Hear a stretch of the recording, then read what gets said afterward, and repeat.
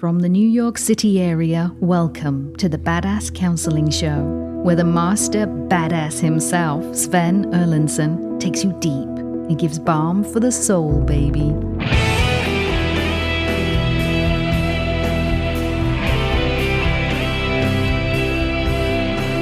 Yes, we are live with the Badass Counseling Show, doing a lightning round episode wherever you are tuning in from today. Are you out on the boat doing a little bass fishing today? Are you going long haul on a long road trip, perhaps through the American West? Or maybe my Canadian friends are up north there doing some shoveling. I don't know. You know, you can get snow up north. You can get it any time of year, it seems like. Wherever you are tuning in from, it's great to have you here at the Badass Counseling Show. I am joined in studio by KC over in the booth. That is a K and that is a C. It's not KC, it is a KC. And I am also joined by Rob the Rocket right next to me. Rob, speak. Good day. The sun is up. The sky is blue. Oh, yes. All's right with the world. All's right with the world. I agree. And so much wrong, but we keep doing our best to right the wrongs in this world. And so here we go. Let's get to work. What are your questions for me on all things life, relationships, self, career, and so forth? The opening question, wow, punching me in the face today, Brand Lag, over on TikTok, asked this question.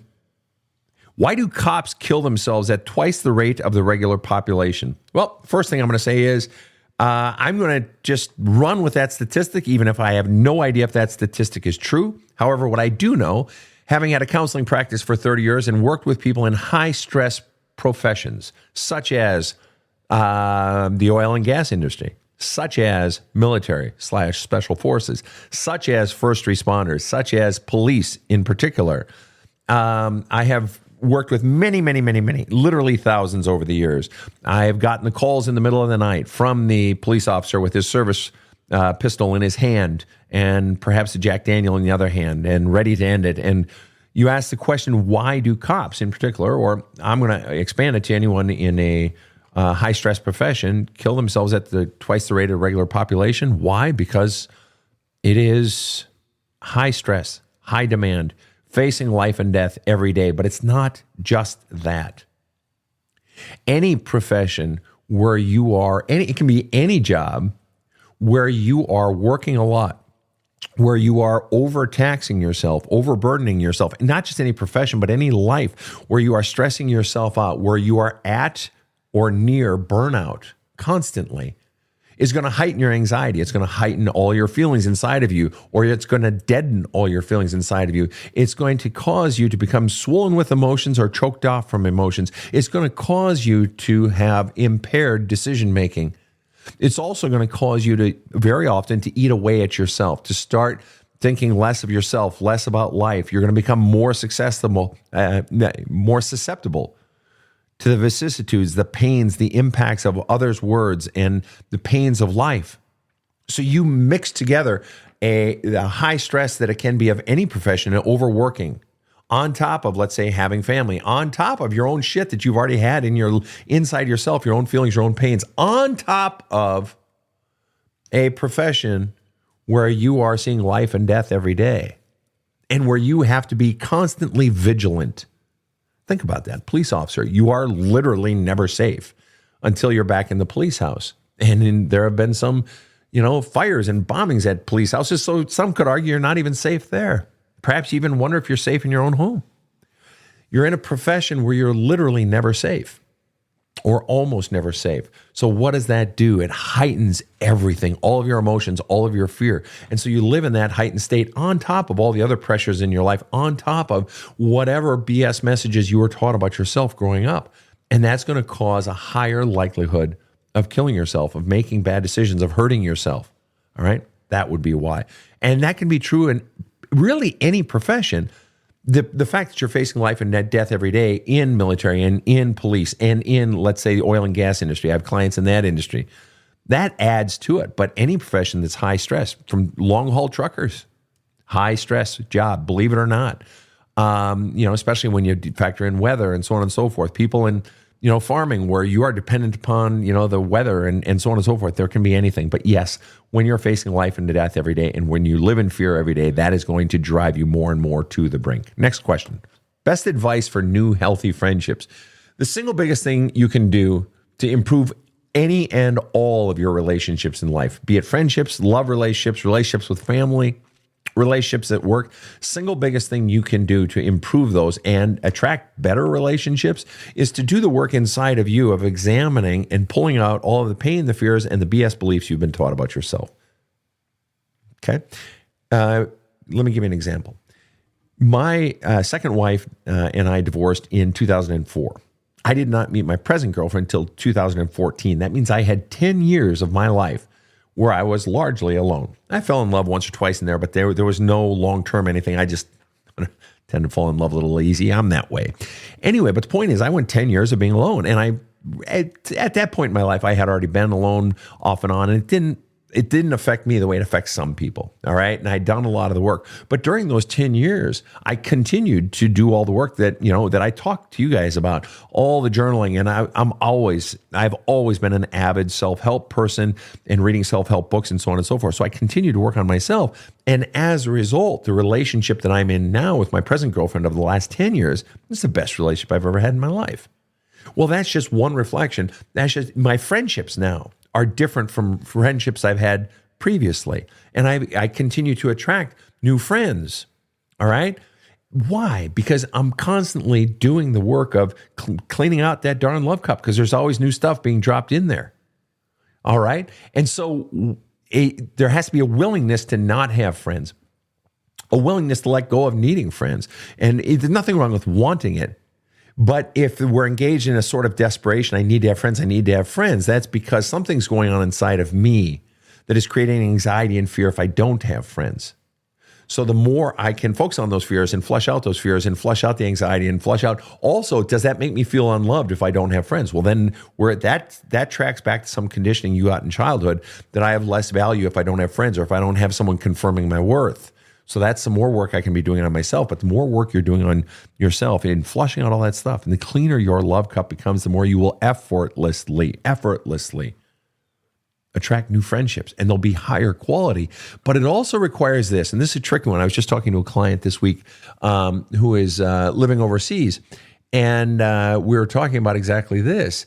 And one of the things that he has come to realize is, Sven, I have to cut out of my life some of these friendships I've been holding on to because I realize I just keep putting up with shit and they're not really there for me. And I haven't wanted to let go of them because I don't have anyone else.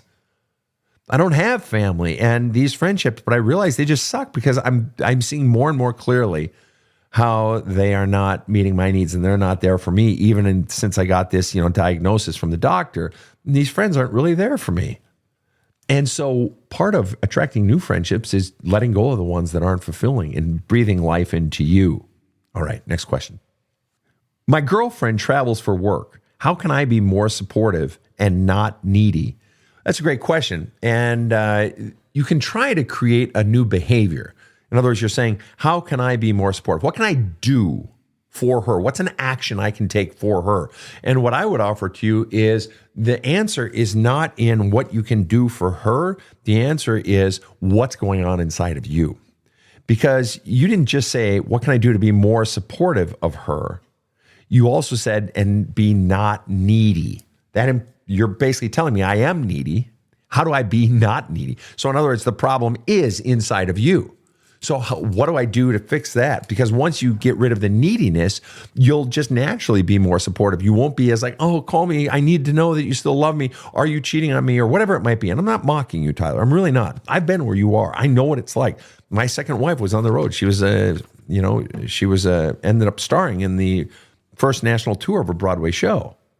Beautiful woman, incredibly personality, just fantastic woman. So I know what it's like to be nervous. And imagine compound that with, everybody staring at your girlfriend every night. It's mess with your head a bit. But what it is, so the issue is inside of you. What is it that, if you and I were in a session right now, Tyler, I'd be asking you, what is it that's going on inside of you that caused you to feel needy? What is the fear driving the behavior? Remember, people, if you ever want to do a deep drill quickly on your own issues, always ask yourself the question, what's the fear driving my behavior?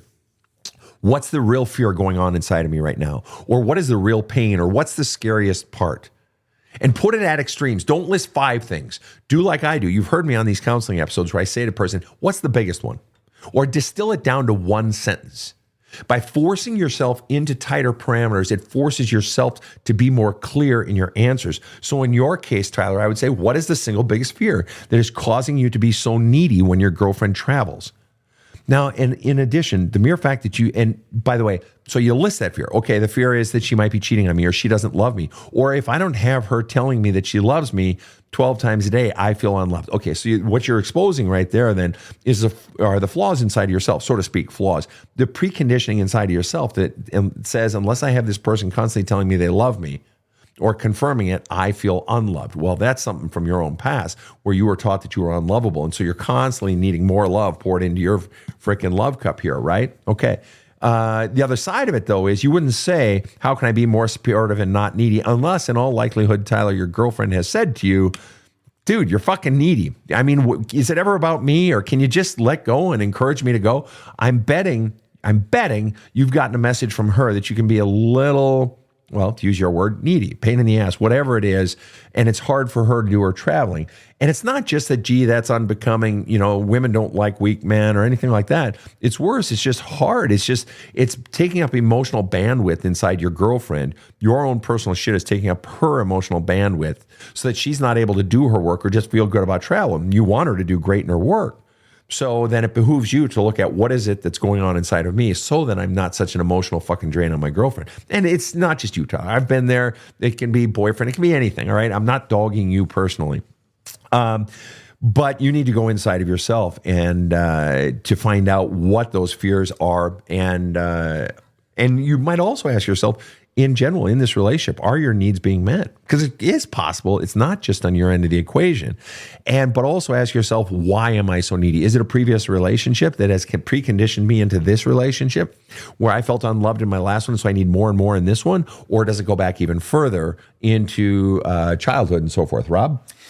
I'll tell you how I handled this. I had a similar experience and similar feelings. My wife, a few years ago, had a very high-stress, literally around-the-world business trip. And she didn't want to have to think about having to phone different time zones every day. I got that. Still, I had some concerns. So what I did was I recorded a message for her for every day of her trip, a little file for every day to be opened. And I knew her itinerary. I said, okay, so now you're in Bangkok or whatever. And so she would open that every day, and sometimes she'd have a chance to respond, and sometimes she didn't. But I felt fine. I didn't have to reach her. She didn't have to reach back. But anything that happened worked out. Wow. How about that? How about that? Wow. I'm not saying that's for everybody. But No, that worked for me. And what did it do for you, Rob, to leave all those messages for your wife and so forth? What did it do for you? I totally relaxed. Why were you able to relax since you left a message for her? What need was that meeting inside of you? Well, I knew I wanted to be in contact with her, preferably every day. Mm-hmm. This definitely was a high-stress trip for her. I knew she could use the support. But I also knew that she couldn't be bothered all the time. Mm-hmm. That would make things much harder for her. So I was able to be there with her without having to lift a finger, essentially. And so when there was any contact, it really felt great. I like that. And when there wasn't, it didn't feel bad.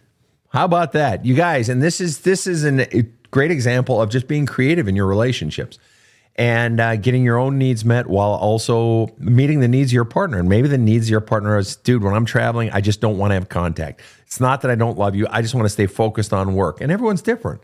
And it's trusting that this person still loves me, even if they're not doing what I want them to do or whatever it is. But if we're feeling unloved or we're feeling the need acting in a needy way or not able to be supportive for them, I need to look at what's going on inside of me. All right, here we go. Who cares? Wait, that's the name. That's their name. Okay. I thought they were responding I know. to me. Who cares? Shut up, old man. No. Who cares on TikTok is saying, can you talk about the silent treatment and what it does to kids? Now, you put a little twist on it there at the end. I thought you were going to ask me about silent treatment in relationships. And silent treatment in love relationships in particular is extraordinarily powerful. I have found in my own personal relationships that, especially with women, and that's why I'm very careful to not use it. But you're saying what the silent treatment does to kids. Think about what the silent treatment does, let's just say, with your boss, universal experience, all right? Or your biggest customer if you own your own business. If all of a sudden they're silent, They're silent for a day. They're silent for a week. They're silent for several weeks. What happens? The mind starts to spin. Right?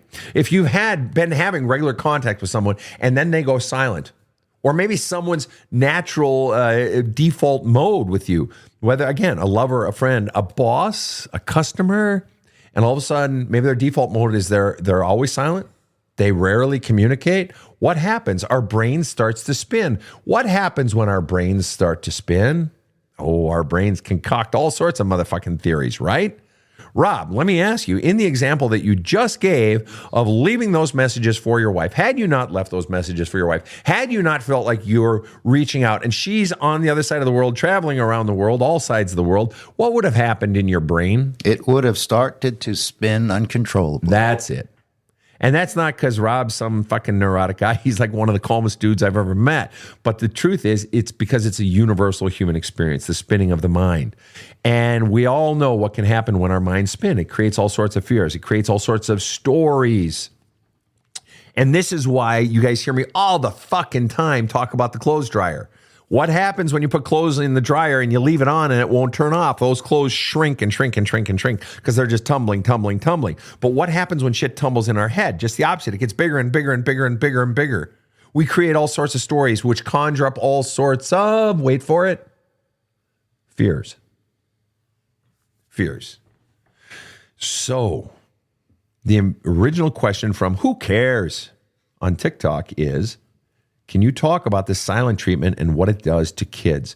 So imagine we're all fucking adults here in this room right now having this adult fucking conversation about silent treatment from a boss, from a customer, from a lover, from a friend, from Rob's wife, whatever it is. We're all talking about silent treatment on adults and how hard it is for adults. Just imagine the pain for a child to not have their worth confirmed, or that mom's really fucking angry and when she goes silent, what happens in the child's brain? I must be bad. I'm so bad. Oh God, why did I do that? I shouldn't have said that. Or what did I do this time? What did I do? I know I did something. It's all my fault. God, I feel horrible. Yup. Silent treatment on children is just fucking torture. Just torture. You want to destroy a child's sense of self-worth? Let their brain start to fucking spin about how fucking awful they are. Don't confirm their worth.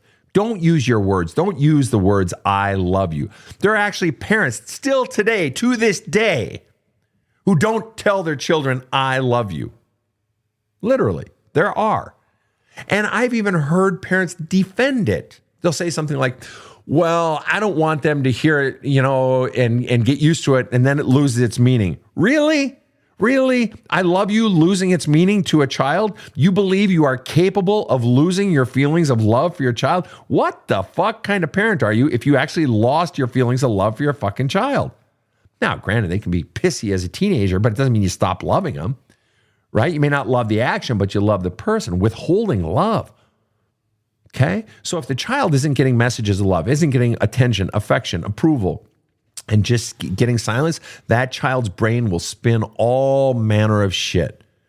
I'm no good. I'm unlovable. I'm the biggest screw up. I always make mom not love me. I always make dad go silent. I know it's my fault. That's right. The child will start to blame themselves. And now we're seeing the beginning of a belief system being created inside of the child. They're not aware they're creating a belief system, but that's exactly what they're doing. And that belief system, that false belief system that they are bad, that they're unlovable, that they're unwantable, that they're no good, that who they really are doesn't matter, that I only exist, my purpose is just to meet mom and dad's needs. I don't have worth in and of myself, or my worth is from my doing. All this belief system begins to take root, and it becomes, as you've heard me say, the virus infecting the operating system for the rest of their lives.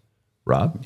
My son did me an enormous favor. He must have been, I don't know, maybe 3 or 4. And one day he just said to me, Dad, you don't tell me you love me enough.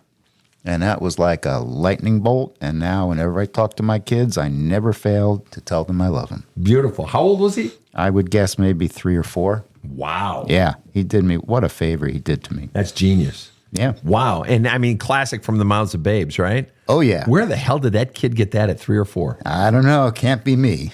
No, it obviously was you, or or the mom, dad, but or the mom, excuse me. But wherever he got it, I am appreciative. Yeah. Wow. That's amazing. Okay, moving forward, we've got Susan, and Susan asks the question: in a relationship, they fall fast. Oh, they fall for you. Okay, fall as in fall in love. My bad. Okay, so in a relationship, they fall in love with me fast, but I hold back. When I fall in love, then they're done. Why? Well, I mean, there's the obvious, hard to get thing that I want something and want something and want something until I get it, then I don't want it. But that's sort of a banal theoretical thing. But what's more interesting in this question is, why do you hold back, Susanna? Why do you hold back? If they fall in love with you fast, why are you holding back before, if you actually feel something? What you're saying by saying I hold back, what you're saying is I'm feeling something, but I don't express it. All right? So you're being inauthentic, right? You are deliberately saying, no, I do feel it, but I don't want to express it. Because if you didn't feel it, then you wouldn't be holding back. All right? So you're holding back. And then the real question becomes, what's the fear driving the behavior, causing you to hold back? What is the fear driving you to be inauthentic? Okay, do you see where I'm going here, Susanna? Because you're saying, I hold back. Well, if I hold back, if I'm holding back a horse that wants to go running across the field, and or my dog, I'm holding it back. It wants to attack that other dog. I'm holding it back.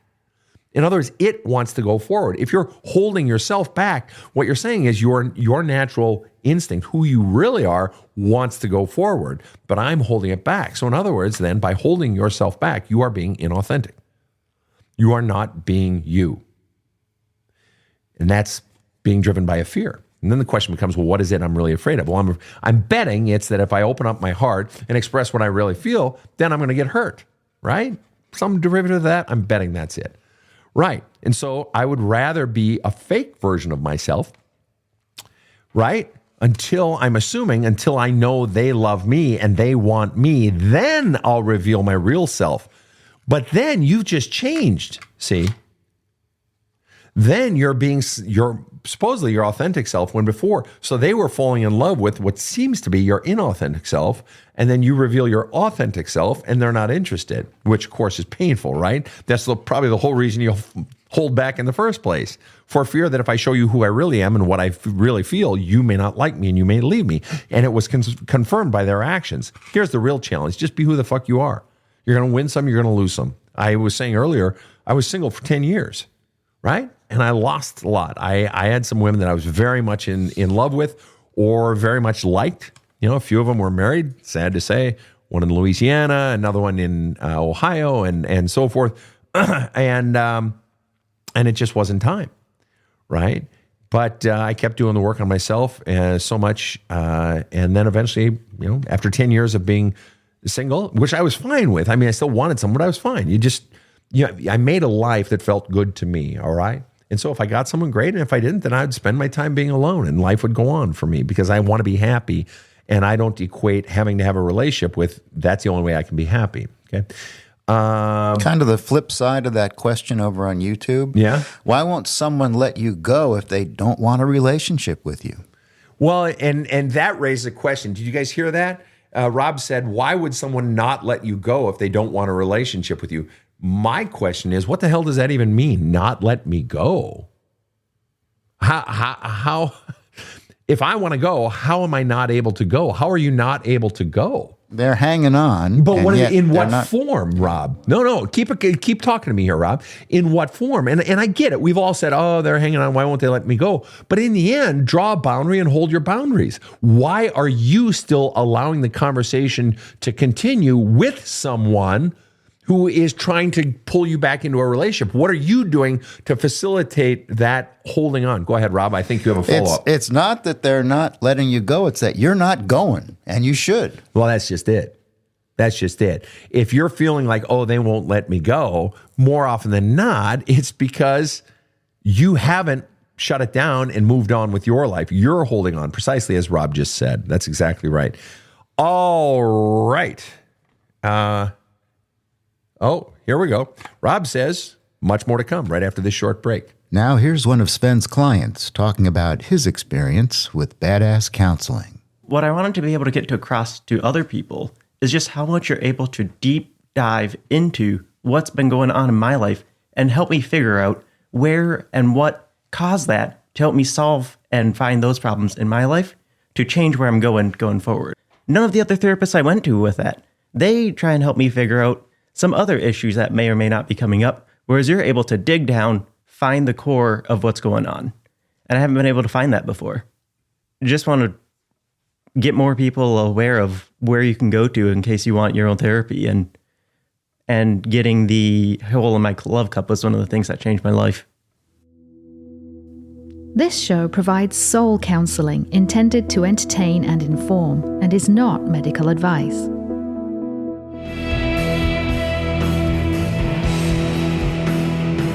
Now, back to the badass. Rob, I got to tell you, one of our followers here on Facebook says, it's Auntie Na, says, great answer, Rob. Well, that's one. Bull. Rob gets so much love on this show because he's just got so much experience, and plus he is the machine that makes the engine go forward something. Yeah, well, without you, I'm nothing, which is the opposite of what I say to my computer. Without me, you're nothing, when it's not doing what I want. Ah, I see. It's about control and dominance. If it's a machine, yeah. You're a dominator of machines, man. You are a man among machines, something. All right. What's the best way to deal with being friend-zoned after intimacy? Ouch. Best way to deal with friend-zone after intimacy. The mere fact that you're saying deal with says pain. Anytime anybody uses the phrase deal with, it means pain, okay? And so what you got to do is just grab your pen and paper or grab your computer and start journaling about all your pain. Write a letter to the person who just friend-zoned you. Don't send the letter. Some people say, Sven, why shouldn't I send the letter? I'll tell you, because I used to send those letters. And eventually, after the relationship is finally done and I finally release all my feelings, I felt so embarrassed and like such a fucking dumbass for sending letters. And I realized the goal wasn't, I was trying to convert them to loving me again. But then you eventually realize what a lost cause that was. And I realized I put all my feelings out there. And at times they were even used against me, or I just felt stupid. But you realize the real goal is to flush out the feelings, not to convert the other person. You think your real goal is to convert the other person till you realize they're not going to be converted. Nothing's changed. Nothing's going to change. And so the real goal is to flush out all the feelings. So when you've been friend zoned, you have feelings. The friend zone just implies, the very name of it implies, I wanted to be in a different zone. I'm not there, and that hurts my feelings. So you're feeling sad, Kelly, and you need to bring up all those feelings of sadness. And I'm sorry that you got friend zoned. Clearly you wanted something else. And I know this is going to sound like bullshit to you, Kelly, but the bottom line fact is this.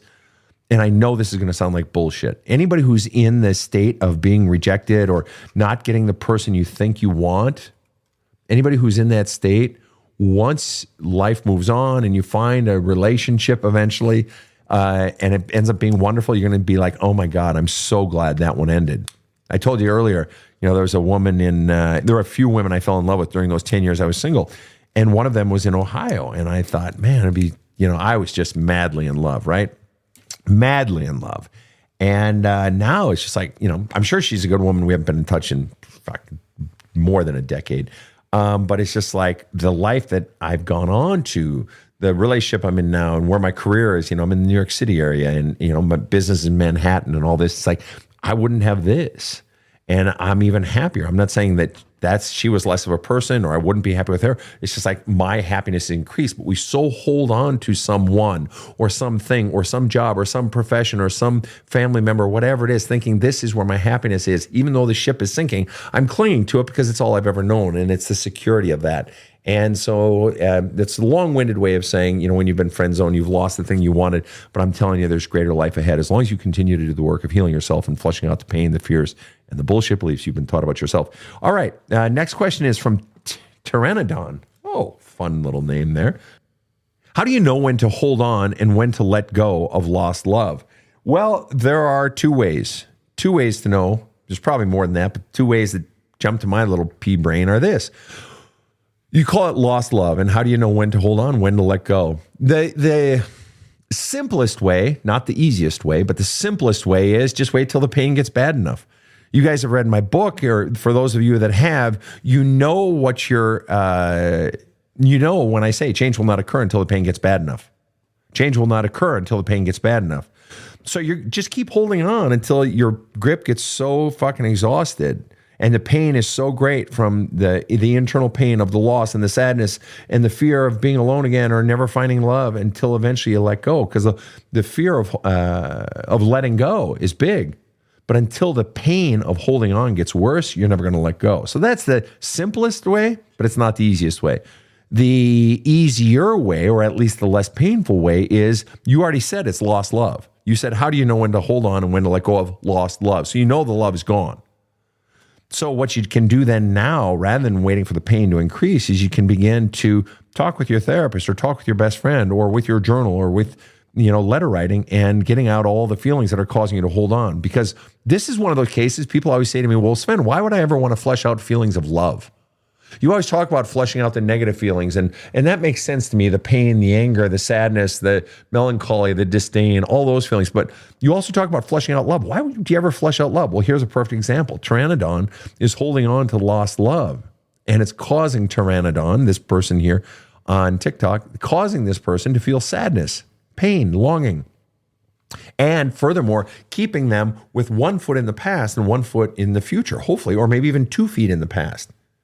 And so the more we release that love by doing the work of welcoming up those feelings, flushing out those feelings in writing or typing or talking it out with your therapist repeatedly or your best friend and continuing to do it until those feelings are gone. This is a perfect example of love keeping us from moving forward and getting on with life, where the love is actually a dysfunction.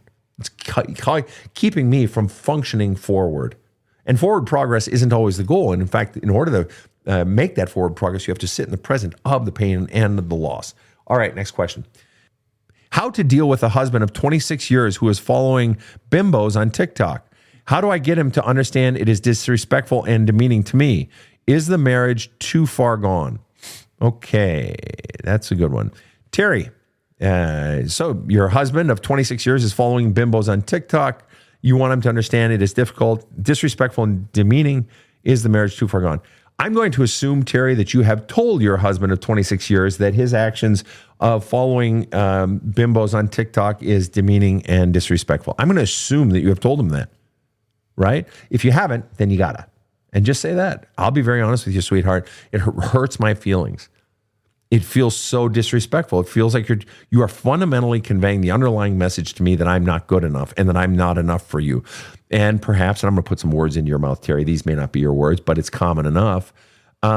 Every time you do that, honey, it makes me feel disrespected and like I'm not good enough. And the simple fact of the matter is my entire life I've felt not good enough. I've had that message in my head. And by you going and looking at other women or communicating with other women, it hurts me so bad because it just fucking pounds me right in the chest of the very message I've been getting my whole life, that I'm not good enough.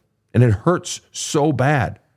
To which he might respond, if you said it, might, oh, come on, it's no big deal. It's just, I'm not communicating with him. I'm just looking at him on TikTok. No, you don't understand, sweetheart. It hurts. I'm telling you, it hurts. Oh, get over it, or whatever he might say, right? And I'm betting you've already said something. I'm betting you have already brought it up to his attention, because that would be the natural first step, unless you're so intimidated in the relationship that you can't even express your needs. Well, that's a much larger problem. Okay. And if you're in a relationship where you're terrified to even express your needs and your wants and your feelings, yeah, the relationship may very well be too far gone. But you have a responsibility to express your needs, your wants, your feelings. All right. So if you've already expressed them in this case, the mere fact that you're coming to me, you're stating this on a social media talk live platform, says you've probably already brought it to his attention and it's been a non-starter, right? He hasn't done anything. He hasn't changed. Well, what's the message he is sending? What is the underlying message that he is sending when you've expressed your needs and your feelings to him and he doesn't change? The underlying message being sent is, Rob, you want to answer that one? You don't matter. Bingo. That's a bingo. Although, maybe they're not bimbos, but still. Right. From the perspective, if I'm feeling, they may be lovely people wearing a swimsuit with the. It's still wrong. Well, and it hurts. It's wrong because it hurts. There are some relationships where that's okay. There's a mutual agreement. Okay, you can look at porn, I can look at porn, or whatever. When my girlfriend goes on business trips, my girlfriend is an extremely attractive 60-year-old woman. And she's smart as a whip, and she's just this wonderful personality. When she goes on business trips, I know for fact, there are 30-year-old men hitting on her. I know for a fact there are women hitting on her. I know it. And we even talk about it. And if it bothered me, she'd, tell me anything I wanted to know.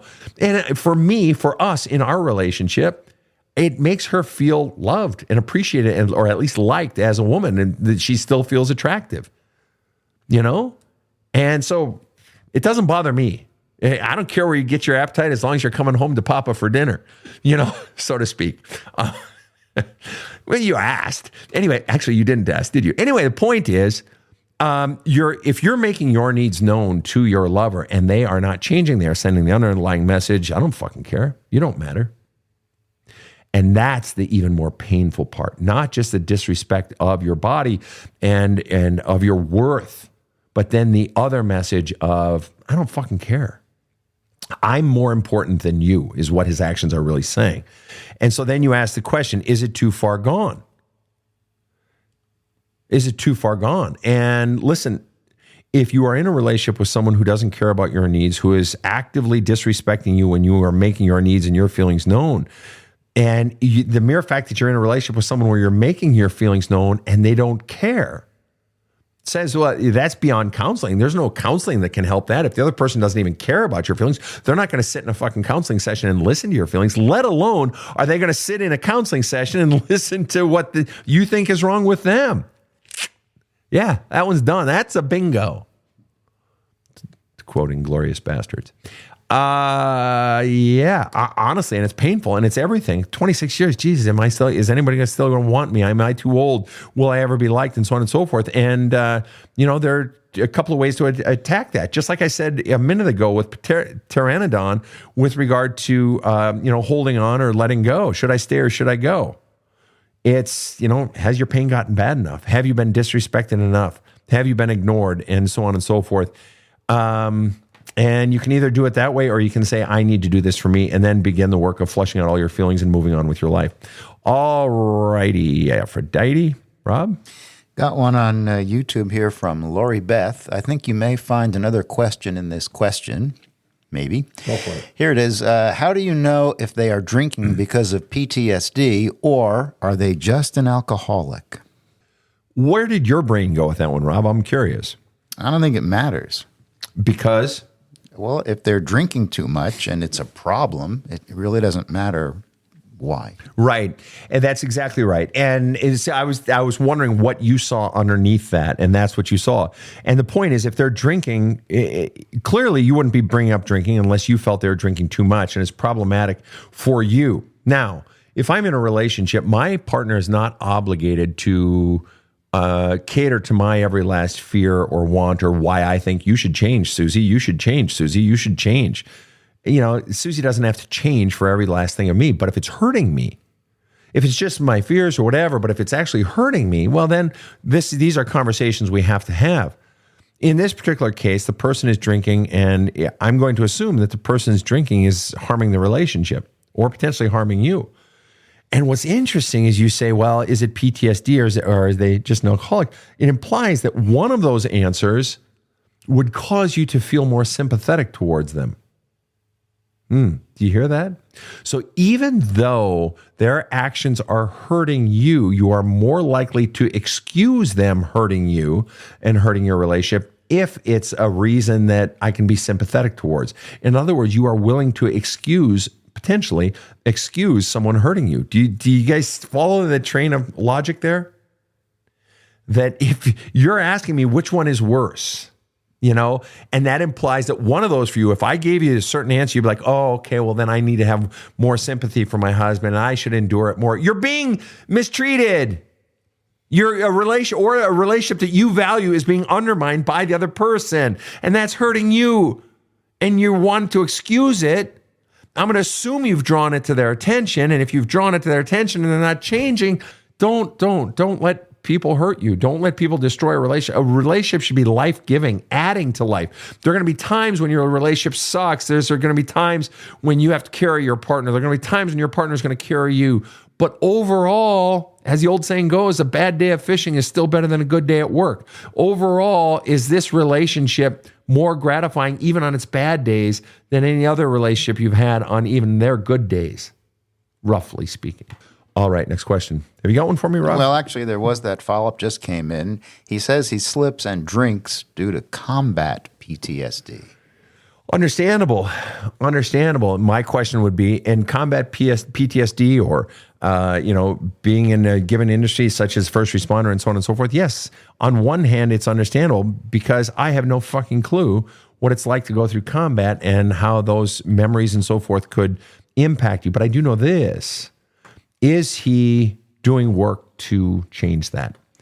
Is he in counseling? Is he working on his PTSD? Have you made your needs and wants known? And so back to your question, how do you know if it's PTSD or general alcoholism?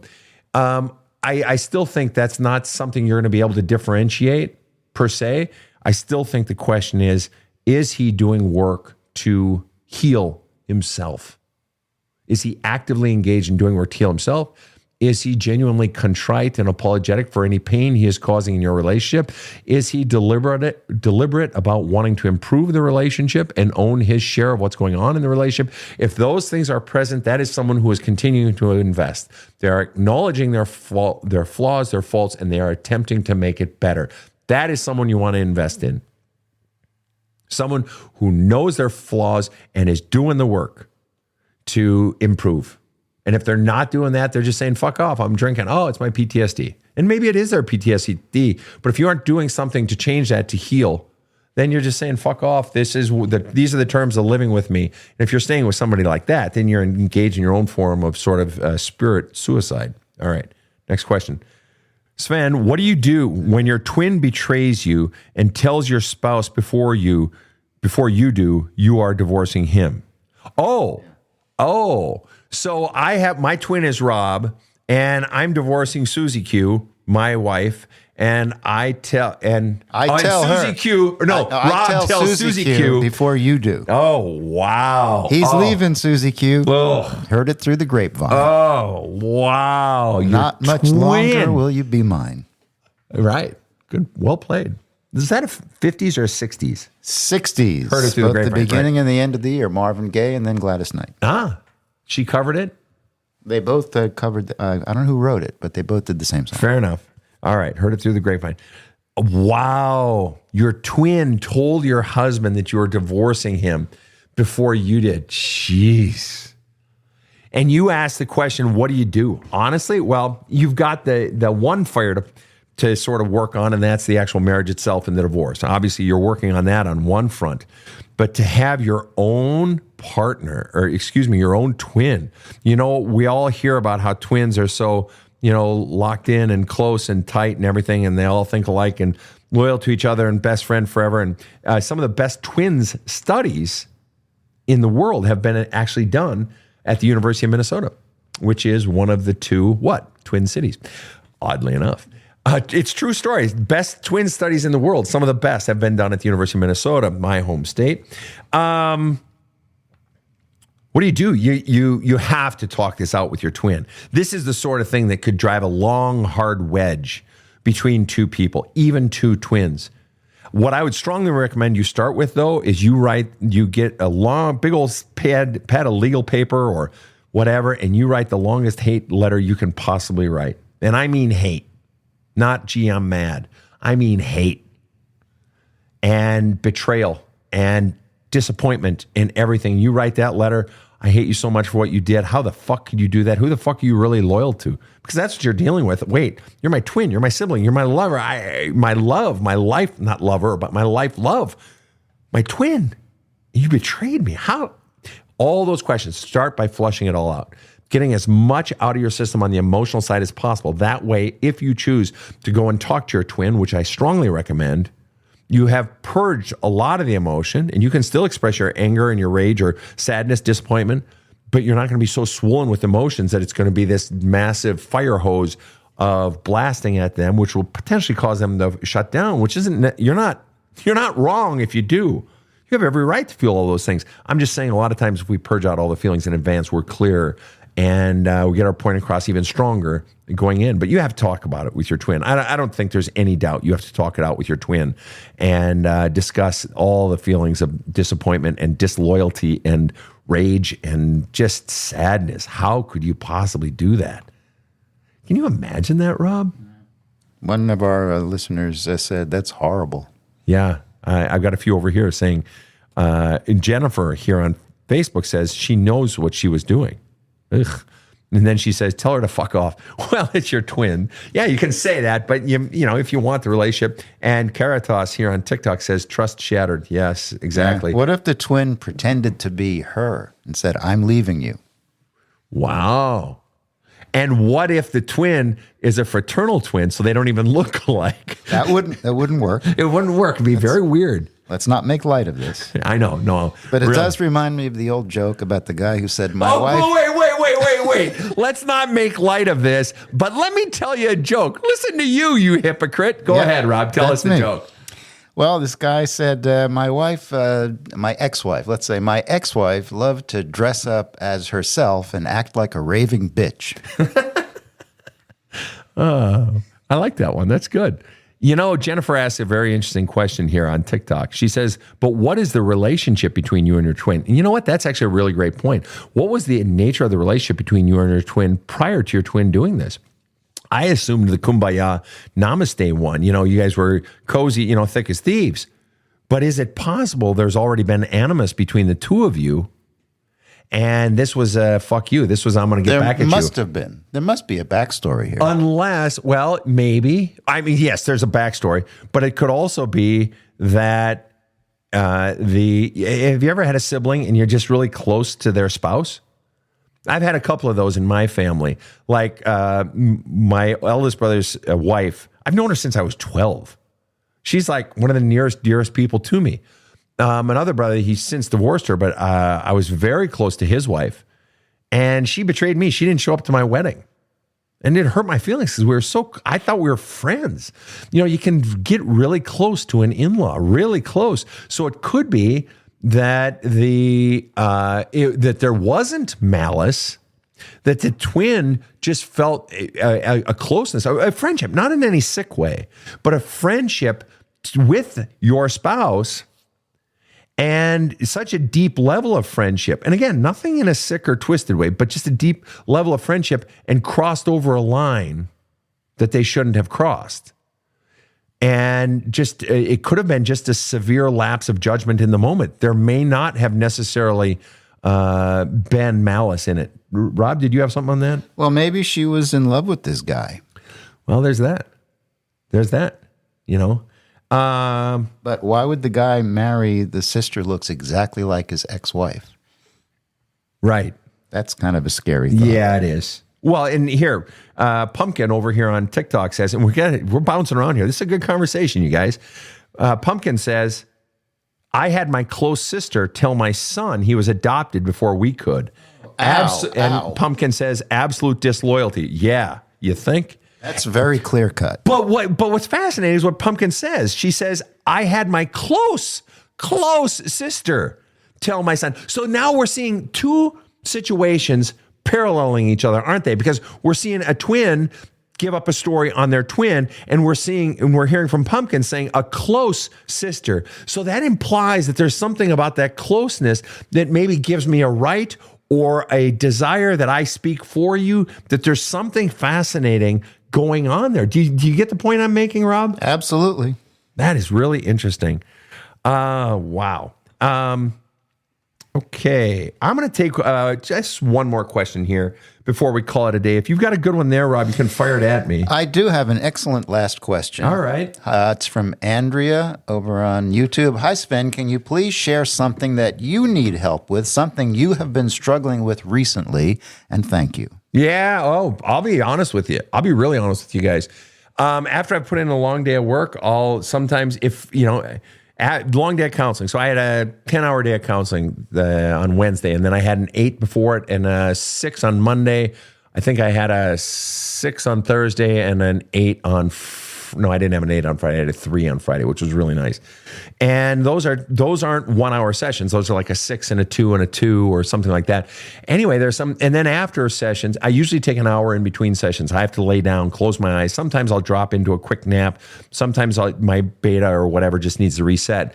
But at the end of the day, then if I need to fire off some emails that my assistant Kate has lined up for me, or I got to communicate with Rob about a show or whatever, or Casey is lining up our next guest, whatever it is, I'll do that. And then I'll go downstairs and, or go home and I'll mix myself a bourbon.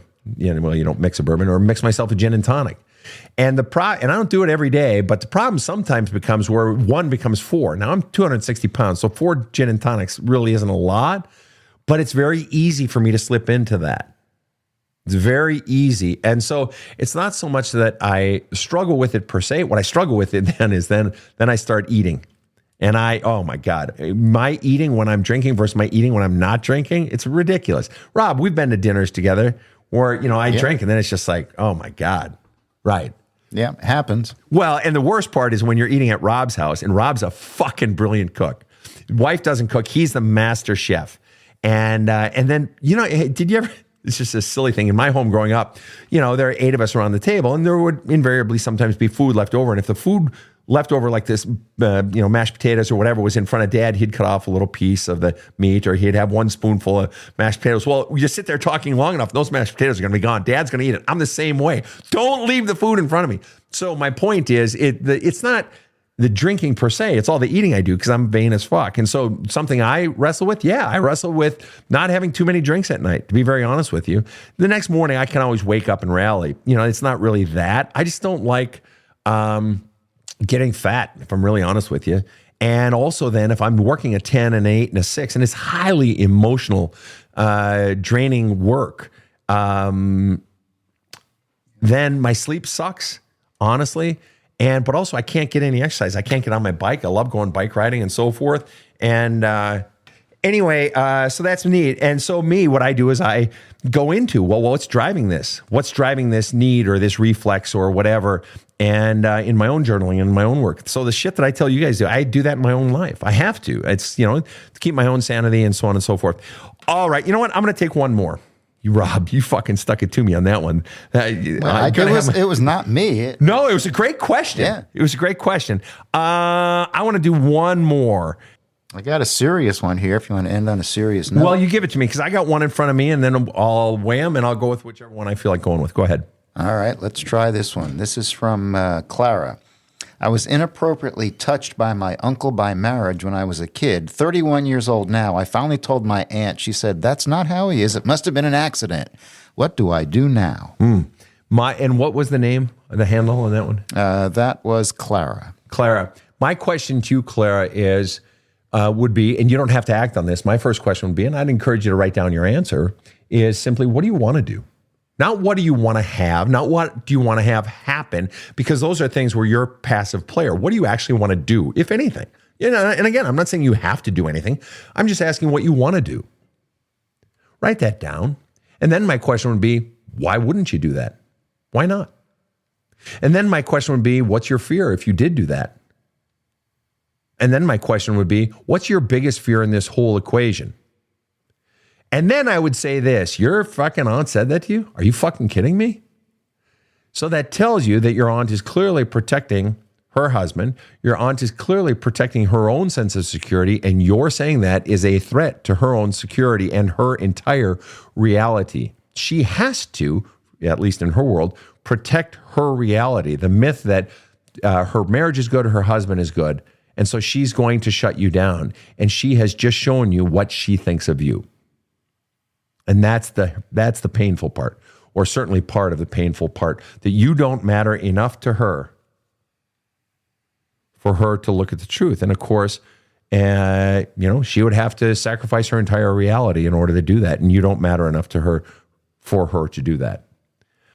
Here we go. This is the last one.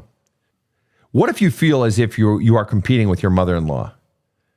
So it's a woman's picture here with it. So I'm going to assume this is a woman. And so you're competing with your mother-in-law, presumably for what? The love of your husband, right? And not just that, influence. I'm betting the competition isn't, that you hope your husband thinks you're prettier than his mom. It's more like who gets his ear, who gets his attention, who influences him. And you are feeling like you are not getting the influence, or that she is running your life. Like you basically have a third person in your marriage. I'm betting that's probably what it is. And so the thing, all you can really do is continue to make your needs known and stand up for your needs and your wants and your feelings, and observe the actions of the other person and listen to their responses. Is your spouse honoring your needs and wants and feelings? And now here's the thing. See, this is a tricky one. When you get into the influence, the undue influence or outsized influence of a parent in a marriage, this can really gum up any fucking relationship, any marriage, where your partner is basically saying, my mom, and it can be in this case, my fear of my mom, my mom's wrath, my mom's disappointment. You're dealing with someone whose feelings are still largely controlled by his mother. And what you can do is you can make your needs known. You can make your wants known. And you have to keep doing that. And recommend going to couples counseling. But your husband needs to do the work. He needs to, because it's obviously harming your relationship. Unless there is the other possibility, and I'm sure it's not this, but I'm going to say it anyway, unless your desires are, unless he's saying to you, honey, because this happens where people say, I don't want you having any contact with your family. I want it to be all about me. Are you doing that to your husband? Are you trying to outlaw him having a relationship with his family? Now, if you can honestly answer that no, and you encourage a relationship with his family, then it sounds like it's going the other way. And that mom is in your relationship. And it's not just that he's a mama's boy. It's because, you can be a mama's boy and love your mom and all that. But when the mom is actually a driving influence in your marriage, that's a fucking problem. And if he's not willing to acknowledge that and seek counseling to help fix that, then you think it's bad now. This shit only gets worse because your frustration and your pain only increase and continue over time. Rob, any final thoughts today? Nice having a chat with you today, my friend. This was fun. It was actually fun to bounce around a couple of those questions between all the platforms and each other and so forth.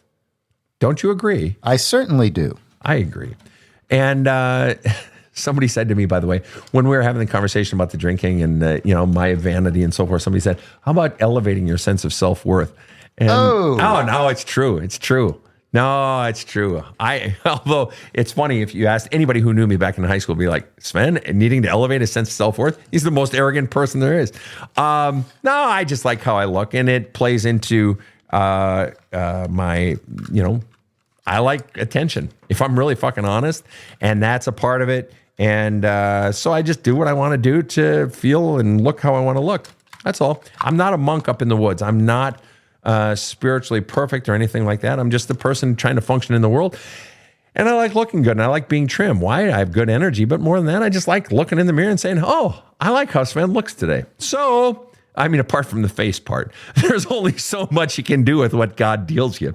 How you guys, this has been super fantastico. I love you guys, every last one of you badasses. For those of you tuning in around the world, for those of you out on the boat, those of you out on the range with your horse, saddled up, doing the work, those of you in your car or your truck, traveling across whatever country you might be in, I'm thinking about you. Those of you doing the dishes, I'm thinking about you. I'm sending you love, and I hope we've been able to help you today. And on behalf of Rob the Rocket and KC in the booth, I'm Sven Erlandson. Have a kick-ass day. The Badass Counseling Show is strictly copyrighted. No copies may be made without the express written consent of the Badass Counseling Show, LLC. The Badass Counseling Show is produced by Karen Camparelli and Robert H. Friedman. Executive producer Sven Erlandson. Original music by two-time Emmy Award-winning composer Trevor Morris. Have a kick-ass day.